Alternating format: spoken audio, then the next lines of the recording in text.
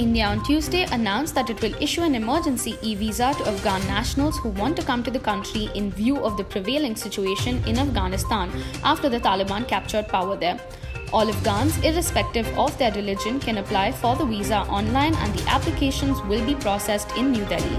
The announcement came 2 days after the Taliban captured power in Afghanistan.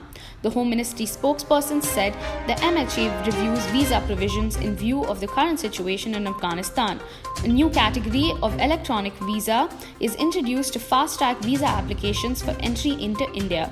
Officials said Indian missions in Afghanistan are shut. The visa can be applied online and applications will be examined and processed in New Delhi.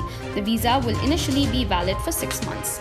The Karnataka government on Monday issued a notification for the formation of district-level COVID-19 technical expert committees for providing technical guidance to the district administrations.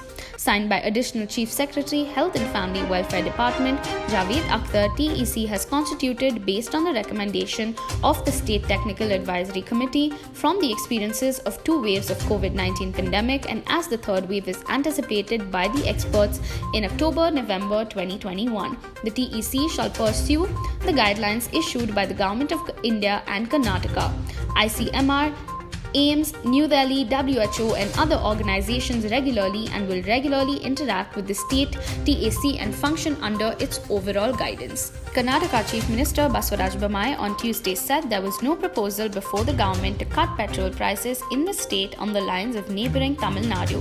In response to a question by reporters about any proposal to cut petrol prices, like in Tamil Nadu, Bommai said there is no such proposal. Tamil Nadu Finance Minister, presenting his maiden budget to the Assembly on Friday, had said that the government has decided to cut tax on petrol by Rs 3 per litre. Following this, Congress leader and leader of opposition in Karnataka Assembly, Siddaramaiah, had urged Chief Minister Bommai to cut the price of both petrol and diesel in the state. Responding to a question on reports that COVID-negative certificates are being issued in exchange for money at testing camps, the CM said, "It has come to my notice. I will give directions to officials, whether it is in railway stations or bus stands, whoever is doing it, to take action against them and stop such things." Congress MP Shashi Tharoor on Tuesday shared a video of a group of Taliban celebrating its victory in Afghanistan on his Twitter account, in which gun-wielding men are heard speaking in Malayalam. The video showed the Taliban member weeping in joy as they reached outside Kabul, hours ahead of falling of the Afghanistan capital in their hands. The freedom of a woman to decide whether to continue with pregnancy cannot be taken away, the Kerala High Court has said, while allowing a mildly mentally challenged mother to abort her more than 22-week-old abnormal fetus. The High Court said that the right of a mother to terminate her pregnancy if there was a substantial risk after birth the child could suffer from abnormalities which could seriously handicap him or her has been recognized by the courts. Indian embassy officials in Kabul, including the ambassador, are being evacuated from the Afghan capital, a spokesperson for the Foreign Ministry in New Delhi said on Tuesday. On Twitter, spokesperson Arindam Bagchi said, "In view of the prevailing circumstances, it has been decided that our ambassador in Kabul and his Indian staff will move to India immediately." Thousands of people desperate to flee Afghanistan thronged Kabul's airport on Monday after the Taliban seized the capital, prompting the United States to pause evacuations. 2 more bodies were recovered on Monday from the site of the landslide in Himachal Pradesh's Kinnaur district, taking the death toll to 25, a senior official said. Search and rescue operations for those missing in the landslide that occurred on Wednesday last are underway.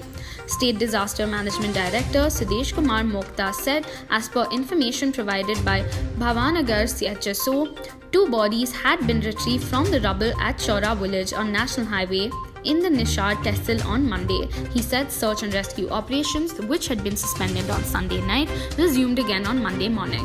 Turkey has dropped plans to take over Kabul airport after NATO's withdrawal from Afghanistan, but is ready to provide support if the Taliban requests it, 2 Turkish sources said on Monday, amid turmoil following the militant group's victory in Afghanistan.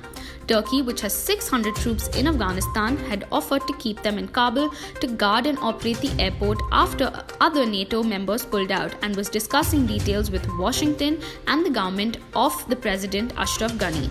The plans were thrown into disarray over the past 2 days after Ghani fled the country on Sunday as the Taliban swept into Kabul, and thousands of Afghan also hoping to escape thronged the airport on Monday. Russia's ambassador to Afghanistan praised the Taliban's conduct on Monday and said the group, still officially designated a terrorist organization in Russia, had made Kabul safer in the first 24 hours than it had been under the previous authorities. The comments by Ambassador Dmitry reflect an undisguised effort by Russia to deepen its well-established ties with the Taliban while stopping short for now of recognizing the hardline Islamist group as the legitimate rulers of a country Moscow itself tried and failed to control before the Soviet Union withdrew its last forces in 1989.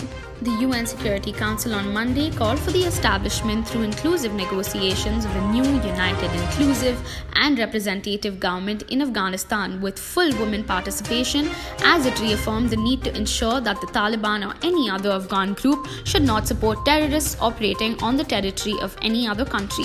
The 15-nation council held an emergency meeting on the situation in Afghanistan, where the Taliban took control. Afghan President Ashraf Ghani fled the country, and chaos, uncertainty, and tragedy unfolded on the streets and at the airport as thousands tried to flee the ravaged nation.